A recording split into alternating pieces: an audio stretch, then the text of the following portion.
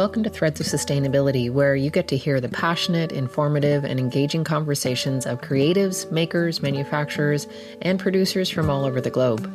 We explore what sustainability can look like in the quilting, fiber, and textile world, and I'm your host, Bridget O'Flaherty, also known as the Sustainable Quilter.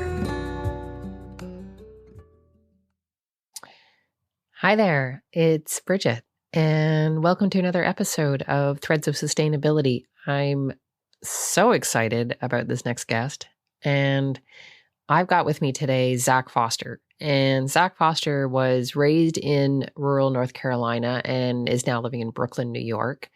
And he is a community taught artist whose work draws on Southern textile traditions and repurposed fabrics.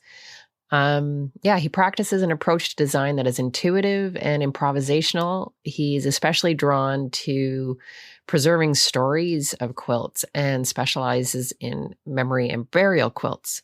We get into a really great conversation about that and his first inspired burial quilt. His work's been featured on the red carpet of the Met Gala and the Metropolitan Museum of Art, and in various magazines, websites, galleries, his Quilting Nook community, which we talk about a fair bit today.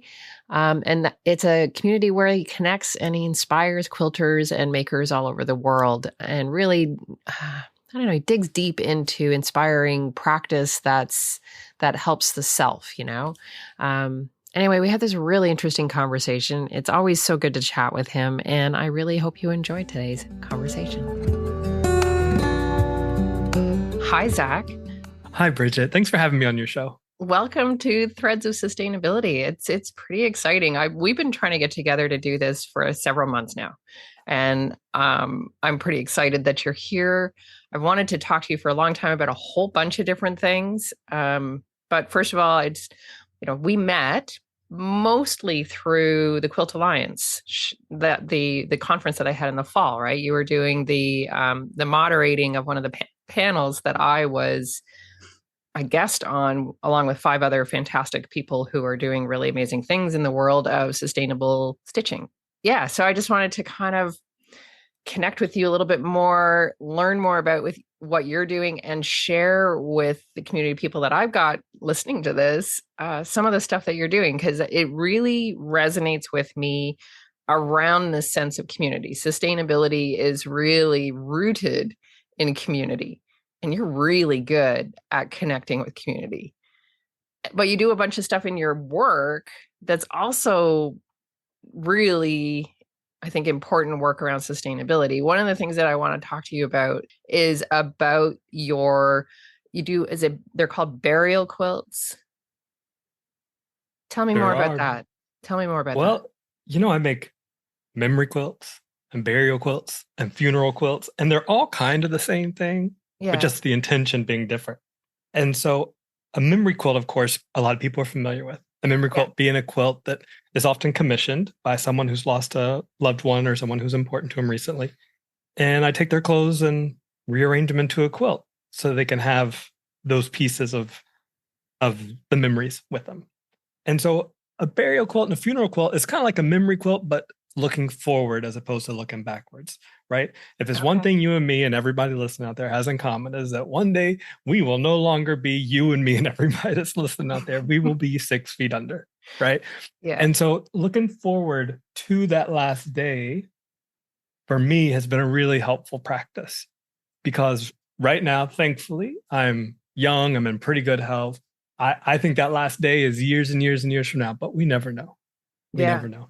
And so I started making burial quilts as a practice, as a personal practice, and then started thinking about offering it to other people. My burial quilt, I didn't even realize was going to be my burial quilt when I started making it. I was just going to ask you, how did that start? Where did that come from?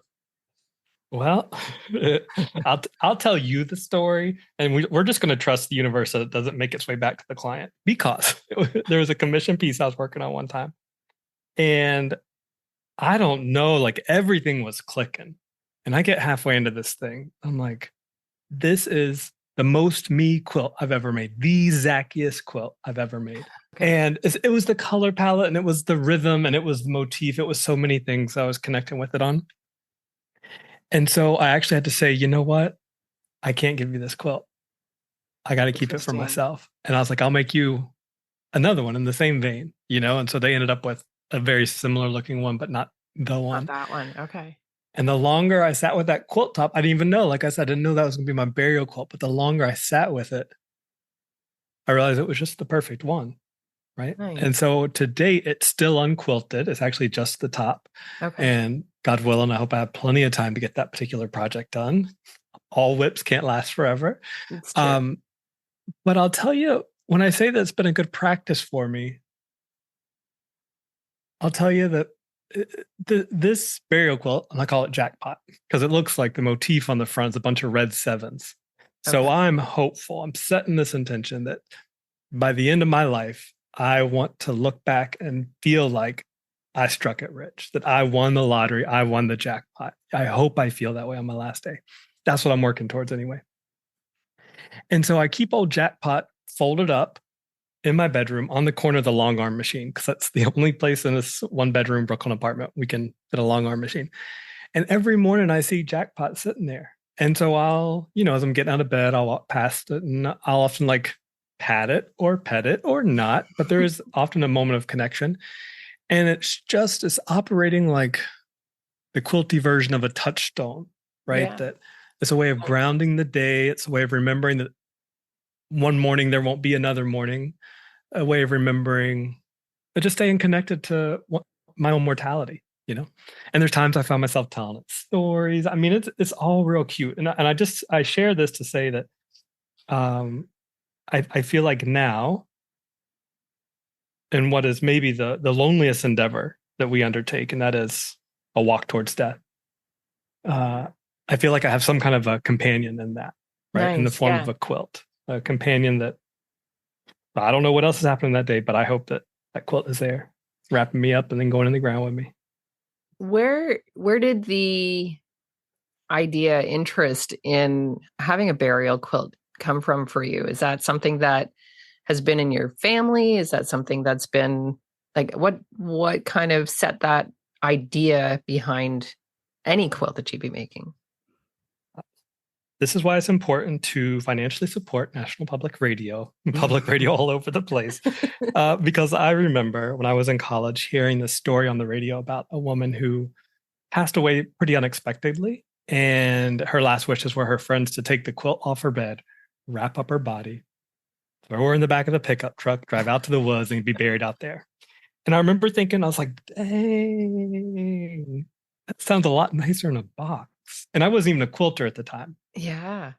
I was like, that sounds a lot nicer in a box. And so I just knew that's it. That's it. Yeah. That's how I want to be buried, wrapped up in something soft. And so then fast forward another 10 years before I started quilting, right? Okay. But that seed had been planted years and years ago from that story Yeah. on the roof. And so what had you start quilting? If you weren't quilting then, what made you start quilting?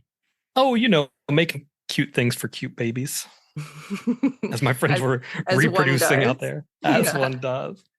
And so it's kind of fun to think about. I know probably a lot of quilters, if we started asking, have a similar story, but you can track the length of my quilting career, my quilting journey, by the age of one very particular child on this planet. Oh yeah. Oh yeah. Right. That's great. So as old as Michael is, that's how long I've been quilting. And you I still kind of have a like that idea. connection with that person? They moved to another part of the country. Okay. And just recently I asked them, because I was doing a 10-year retrospective, Sure. and I was like, hey, I never got any pictures of that first quilt I ever made. Any chance you still got that thing? Can send me a picture? And they're like, oh, we think we lost it in the move. And I was like, ooh, Oh no. one of these days you're going to wish you hadn't given that thing to the thrift store. No kidding. Yeah. Total regret. Total regret. Mm-hmm. But what's interesting, Bridget, about that, when I look back, and then also tying it back to your show here and what we're all here to talk about, when I look back at that first quilt, there are certain threads of continuity between quilt one and the quilt that I'm sitting here working on in my lap right now, which is that first quilt was wonky just because I didn't know how to match points. And now that's not even something I strive for, but at the time, Right. Yeah. We all that's how what you're I thought it supposed to was. do it, right? Yeah. So the first quilt was wonky, and the first quilt was made largely of salvaged secondhand material from a fabric warehouse. So that's always been a part of what you do. Yeah. I mean, and basically just because I was cheap. I didn't have a lot of money. And so I was trying to save money. I just moved to New York. It was 2008, 2009. I mean, it was a recession. So, times were what they were. Right. But I started just by saving money. And then I started thinking more expansively about it. But those through lines remain, the wonkiness and not wanting to use new material if at all possible. Yeah. So tell me a little bit more about that with the different, because you've done a lot. You said you did a lot of memory quilts and a lot of different things. How do you deal with your materials? As you said, you're in a 1-bedroom apartment in Brooklyn. How do you deal with project materials and sourcing and finding and storing? And do you store? Do you have fabrics on site, or do you just get what you need? So, as anyone who's in a long-term committed relationship knows, sometimes one has to make compromises. Sometimes. And there was a point recently where I was like, okay, sweetie pie, of 17 years. Okay, sweetie pie, I'm going to rent a storage locker in the basement of our apartment building, and I'll put all of my non-urgent quilting material down there to make a little room in the apartment. So that's what I did. And it's actually really nice. We have some more breathing room in our home now, and that feels good. It is tough, so I have to keep a constant eye on what's coming in. Yeah. I am thankful that we have a textile recycling bin that I helped line up for our building. Cool. And so when it fills up, our super calls Housing Works, which is a thrift store that raises money for the homeless. And what they can't resell in their shop, they send to a textile processor. Amazing. And so I don't feel as beholden as some people might when it comes to like really making use out of every last little bit of scrap, right? Because I know it'll still get shredded into shoddy or something in the long run. Sure. Hey, so I haven't really talked about shoddy on this podcast. Can you talk a little bit about shoddy? I'll tell you what I know. Okay. Shoddy is, think about the lining for a mover's quilt, right? A lot of times those are quilted over shoddy, like the batting of those quilts is shoddy, meaning that it's a bunch of threaded, stripped up pieces of fabric that have been felted together. Right. How'd I do? Yeah, not bad. I think. I mean, I know as much as you do, really. I've started seeing it coming up in England, though. Like there's actually manufacturing going on around shoddy, and a lot of the times it's wool, it's cotton or wool. I think it's natural materials, not synthetic materials, as far as I understand it. So yeah. Don't quote me on it, but that's the basic idea. Yeah. I like the idea of that. I think that I would love to start seeing more materials that are like that, where there's an actual circularity to the fabric instead of just waste or not waste, just there's some other way of reusing things that are kind of reaching the end of their life on the textile side of things.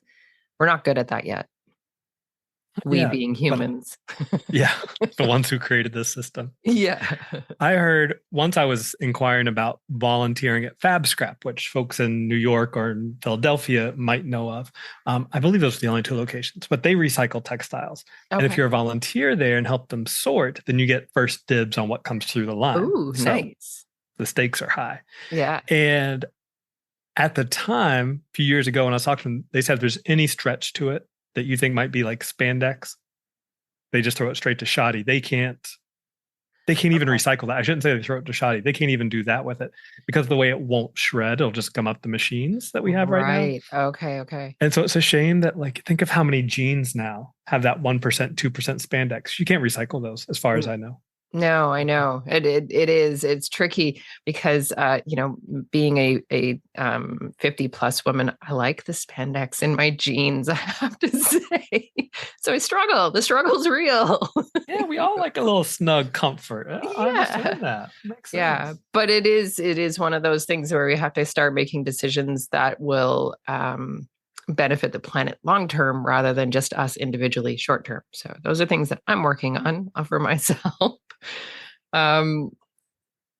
So tell me a little bit more about, like, I'm really curious about your community. You have an online community that's big, that you really connect with the people that are in your community on a regular basis. It's the Quilty Nook, right? Mm-hmm. You might be called just the Nook, like if you're in the know, Yeah, you say the Nook. But the yeah, it's Nook. the Quilting Nook Okay. officially. The Quilty Nook. And so tell me a bit more about why that started. How did that start for you? Oh, I'm glad that's how we've segued because I was hoping towards the end of our, you know, story sharing there a minute ago when we were talking about sustainability, that to me, what drives so much of what I do now with using secondhand materials is thinking about community in the very real sense and what kind of world we are creating through our choices. And I do think very much of future generations of humans and other animals who are just having to make the best out of the Yeah. world that we're creating for them. So for me, so much of sustainability is community and thinking of Yeah. how I fit into this whole complex network of things.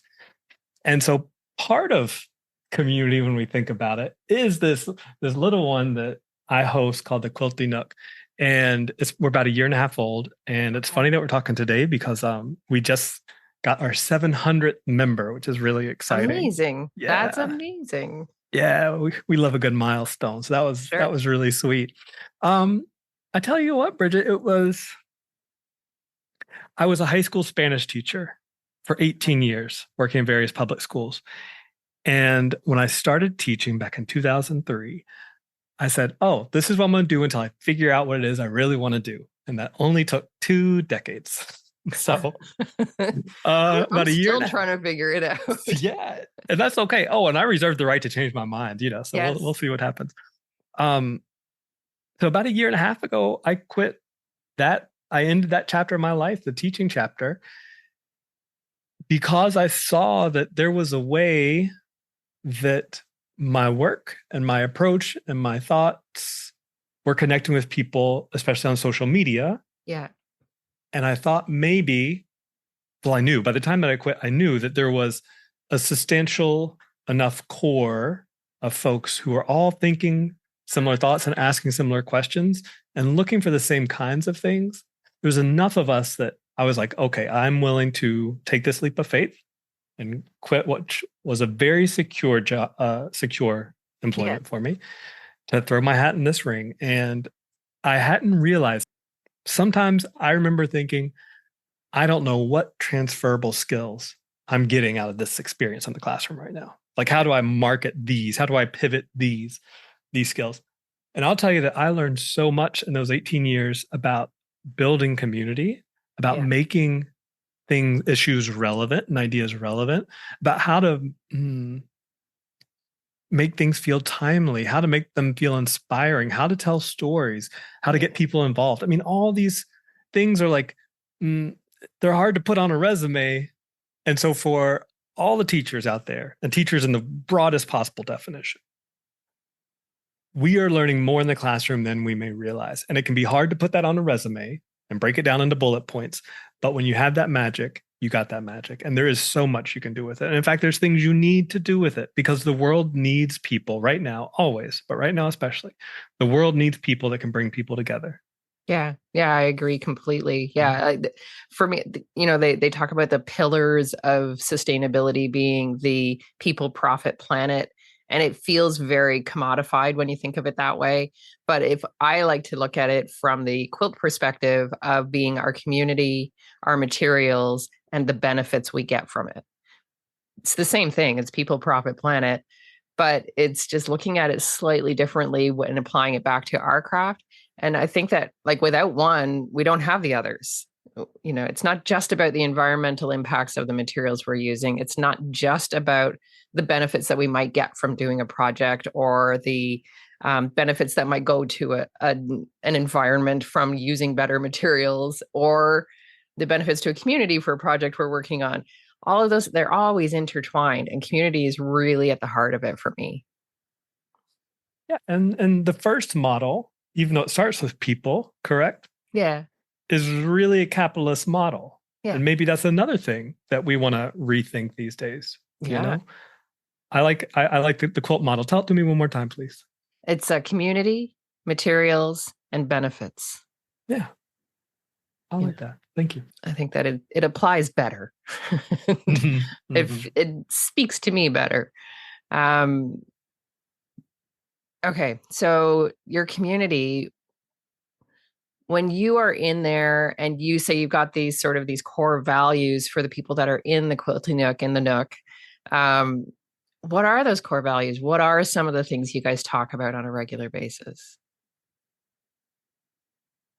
A beautiful, still forming question. We Okay. haven't put a roof on the nook yet, so we're still working on the house. But I will say that in the early days, a member named Sarah threw out that we were a bunch of feral quilters. And I really love that idea of being Nice. feral. Like So there's that. Yeah. something in that that makes us nooky, right? Yeah. Like wild and unrestrained, unpredictable, perhaps. A lot of us use secondhand materials, Hmm. at least in part. A lot of us are interested in exploring ourselves and what how we fit into this puzzle. I give us monthly creative challenges called Okay. unblocks. And Okay. the idea is you make a textile piece in response to a certain prompt. And there are two things I always think about for my folks when I come up with a prompt. One, I want to make sure it's getting them exploring materials in a new way. Yeah. That appeases the artist side of us, right? The Sure. maker side of us that needs to experience something new. But on top of exploring material, I also want people to explore themselves with a prompt. So that has to be something that requires some introspection, some observation, some reflection. And so you're working with materials and you're working with yourself. And I think the reason those have been so popular, these unblocks, speaks to the community that is drawn to those questions. How do we work with our materials and how to work with ourselves in this world to produce something beautiful and something useful? So your community is really this extension of you, essentially. And so you started into quilting, making quilts for friends who were having babies. How did you morph into this explorative quilting in this deeper way? Yeah. That takes me to one of my all-time favorite quilts. And it was a pivot point for me as an artist. It was actually when I felt comfortable calling myself an artist for the first time. So it was at the outbreak of the Syrian civil war. And every night on TV, we were watching just these streams of humanity, people's mothers, grandmothers, grandfathers, aunts, uncles, these little kids, everybody walking out of their home and into other people's countries. And we were faced with how does humanity handle a situation like this? And up until that point, I had made, who knows, I'll give you maybe 20 or 30 quilts. And many of them were beautiful. Some of them were just okay. Many of them were beautiful though. But I was looking for something more significant in my practice. And there was one particular news story about the Syrian refugee situation that just snapped something in me. And I said, I don't know what I can do to help, but I can go sit with this question. So I went back to the eat-in portion of our kitchen. That's my studio, the original nook. And I took that question to the materials, right? Like, how does humanity do this? How do we get along? And I decided that I would commit myself to the process of just listening to the material through the process to that question. And so I started by picking out all these shades of white and I just started sewing them into one long column. And then eventually I started a second column that would echo the curves and the bulges of the first column. And then I'd design a third column that would respond even more so to those curves and those echoes. And so the quilt went out building from left to right like that. And the columns echoing out, fanning out, reverberating out across the composition of the quilt. And by the time I got to the end of that quilt, I felt like I had some kind of an answer to the question about how humanity is supposed to do this thing. And that was simply that we move over and make room for each other, that we can't stay Yeah. tied to our specific land. We cannot stay tied to our specific beliefs. You can take the metaphor where you want to take it. Sure. But we have to move over and accommodate people because people did that for us. People have done that for each other throughout all of history. Yeah. And so why that was such a pivotal point for me is that when that quilt was done, I was like, oh, Zak, you are someone who had a question about the world and you took it to your material. Yeah. That Nice. sounds like something an artist would do. Yeah. And ever since then, I'm like, yeah, I'm an artist. I don't even blink. I never went to art school, so it took me a little while to warm up to the I the didn't either. identity. Yeah. I didn't train as an artist. I figured it out. Just do it. And I still don't know what I'm doing, but I'm still figuring it out. We're living with the question. Yeah. Yeah. That's awesome. I like that. I like that transition and that growth in there. Well, I'll tell you that one of the things that quilt showed me was how important meaning is to our work, Mm-hmm. to my work. And I think it's safe to say to some extent for all of our work, meaning is important. And so it's something that since then, in the last 7 or 8 years, I've spent quite a bit of time thinking about. And I've put together a little downloadable thing. And we can maybe hopefully link this somehow to the podcast so people Show can get notes. Absolutely. Yeah. It's a guide called How to Make Your Work Mean Something. Nice. And it starts with the premise that your work already does mean something. But sometimes what happens is it gets lost in the day to day, it gets lost in the mix, it gets lost in the process somehow. And so I offer several reflections to help kind of point you back to your own meaning and how to incorporate that into your work. So we'll make sure you get that if you want it. We'll put that in the show notes. Perfect. Yeah, absolutely. Yeah, that's super generous of you. Thank you. And I think that's a super important thing for people to realize that it's not like, for me, sustainability is not just about using materials that are healthy for us to use and healthy for future generations. But it is like there's a big part of that community piece is figuring out how to honor ourselves and figuring out how to be solid within ourselves. And some of that art practice, some of that work that we do around giving ourselves space to create, whether it's with handwork or fast, just like doing quick quilts or whatever it is, we're giving ourselves the brain space to be creative so that we are more grounded, we are more solid. Then our cups are full and we have space to actually help other people and be with other people and give of ourselves. If our cups are empty, we got nothing to give. Yeah. I was just talking to somebody this morning about the idea of acting from love as opposed to for love and what the difference is.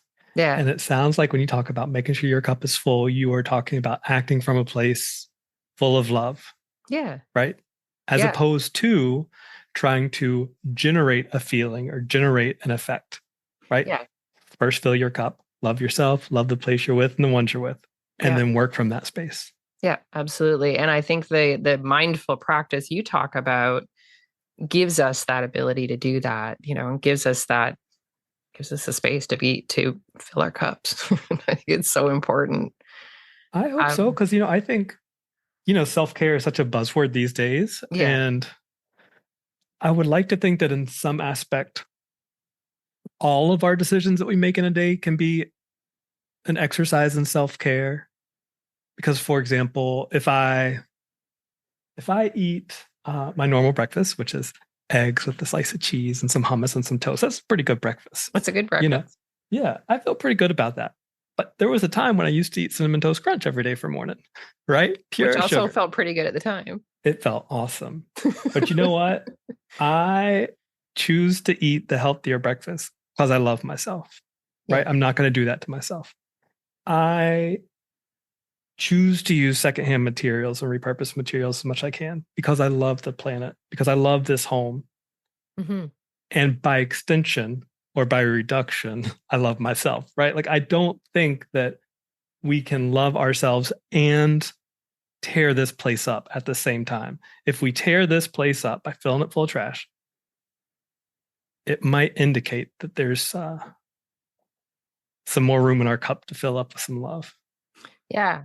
Yeah. That we're not we're not walking through our days with intention when we are consuming that way, and when we are, and we all fall victim to that, myself included.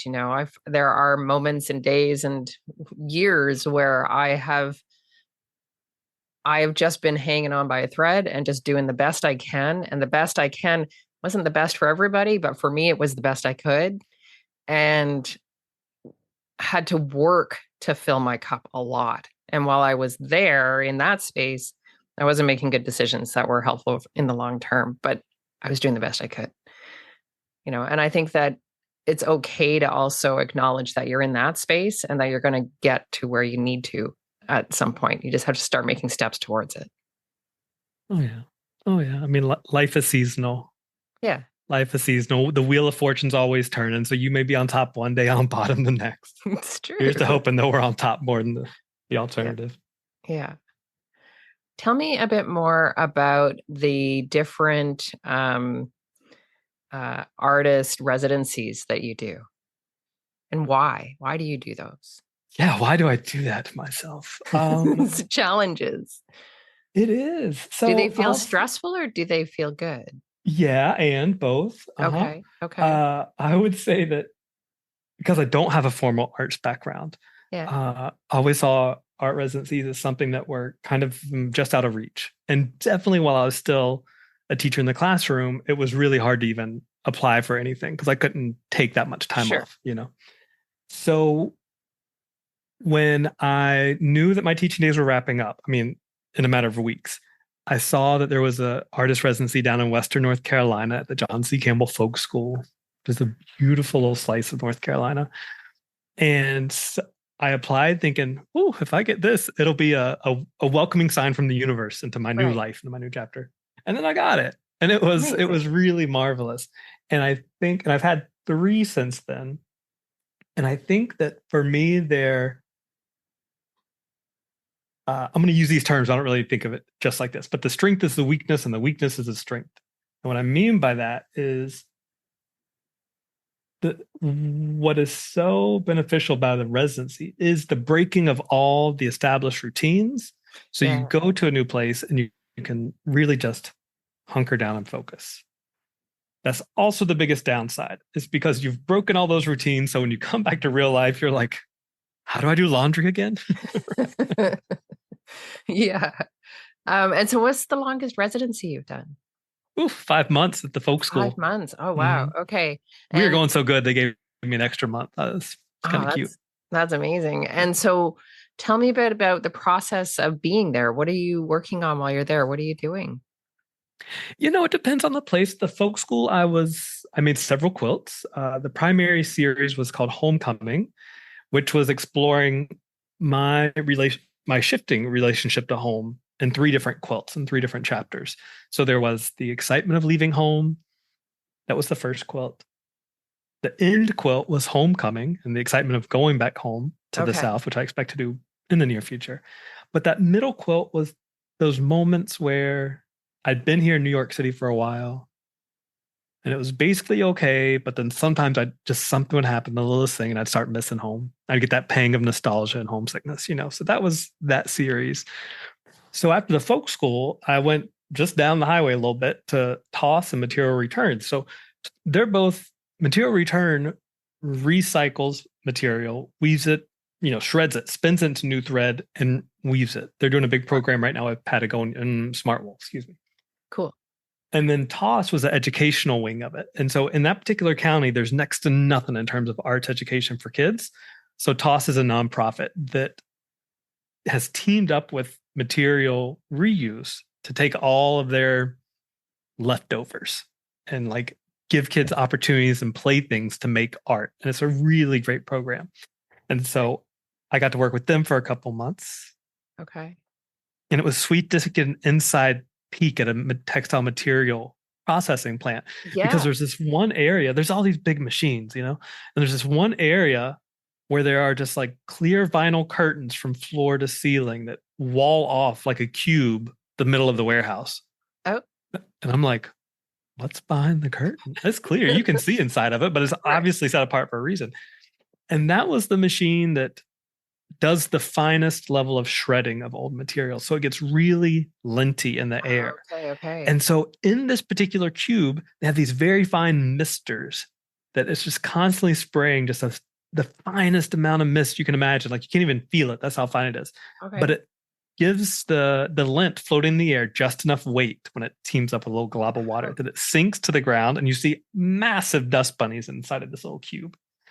It's so cool. It was just so sweet to see what comes in, how much comes in, and how much goes out. I've got some great photos of me sitting on top of like cargo boxes of bailed up old t-shirts that are getting sent somewhere. Mm-hmm. Okay. And do you know where they're sent? Various places. Most of them they try to recycle domestically in Norton in South Carolina. They have a recycling plant down there too. Okay. And if they can't handle it in Morganton or in South Carolina, then they have someone else somewhere in the world. Okay. Yeah. That's cool. It's really exciting to hear about those kinds of projects that are starting to happen, and that there are people really working on trying to figure out how to deal with textile waste, because it is one of the biggest issues I see in the textile world, but it's the quilt world too. And I give this my talk a fair bit when I talk about sustainability and what it can be, and I talk to different quilt guilds about that. And most people are shocked that quilting has anything to do with it. They didn't realize that it's part of the textile industry, because they're doing this really lovely craft that makes them feel really, really good. And they just didn't, and they think they're using natural materials, but it just never occurred to them that the process of making those materials is not great and never has been. And it's starting to get better, but they didn't even know there were alternatives they could go to. And they didn't think about the cost of what the production of those kinds of materials actually is. They think about it as, like, I've had some people say, organics are too expensive. I can't afford organics. It's like, yeah, but what's the cost of the non-organics? It's not just about the money. It's about the communities that they're impacting, the people that are working in those factories, the conditions of those factories, the effluent that's coming out of those factories, and the carbon footprint that comes along with it to bring it from one country to another. There's all of that. And most quilters didn't know. They just didn't know. So I'm really happy to hear when there's positive changes starting to come around production. I think the problem is so big that no one person can wrap their brain around it. I agree. And this is where I think the Amish have a really good idea that their farms are no bigger than what one person can plow in a day. At least that's the way I've heard it. I don't know if I hope that's true. If anybody knows differently, please email me and let me know. Yeah, but the idea is that, like, you never get bigger in your britches, right? Like, you just live within your means. And that's one thing I really liked about the work of sculptor Anne Truitt, who made these columnar sculptures that are four-sided out of wood, and then she would paint bands around the bands of color. And somebody once asked her, well, why wood? Why not metal or plexiglass or acrylic or concrete or something's going to last longer? And she says what she liked about wood was that it had about the same lifespan as a human being. Right. And I think quilts, well used and well loved, have about the same lifespan as a human being. Yeah. And when I think of my work having a lifetime, and when I think about my work having an expiration date, just like you and me, yeah, it feels good to me. I don't want to leave a material legacy. Yeah. I don't even want a tombstone. You know what I mean? Like, I don't want to leave behind, because we're over 8 billion people now. It's a lot of space we'd be taking up. It's a lot of real estate. Yes. So I like the idea that my quilts I started calling quilts consumables. Please consume my quilts. Yeah. Use them up. Get them out of here. Yeah, natural materials that degrade, that's what we want them to do. We want them to degrade so they're not leaving a mark on the planet.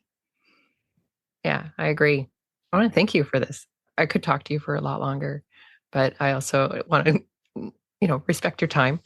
And I think we've covered kind of a really good cross-section of things. I really like the stories that we've had here today.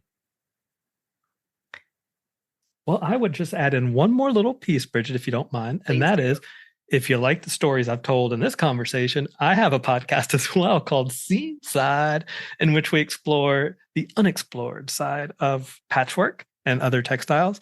And we try to figure out what it is about working with textiles that makes us so human. Nice. And so come listen to that as well. I'd really appreciate it. And where else can people find you? Well, ZakFoster.com. Just remember Zak is Z-A-K. Why? I don't know. You'll have to ask my mother. But ZakFoster.com. And that'll link to everything. That'll link to the Quilty Nook. That'll link to Instagram. Nice. That'll link to the shop, everything. Yeah. I really like your daily conversations on Instagram. You have reels and you just have little check-ins with everybody. And I love that. I feel like you're talking to me. Yeah. But here's the secret. I'm really talking to me. I was like, Zak, what do I need to hear today? Nice. Well, that's a good thing. It's a good thing. I think that resonates, because then that's probably why I feel like you're talking to me. Yeah. Because I speaking to the universal. Yeah. I imagine everybody thinks you're talking to them. Yeah, that'd be all right. Yeah. Yeah. Thank you for talking with me today. It's been a really, really lovely conversation. Thank you, Bridget. I really appreciate it.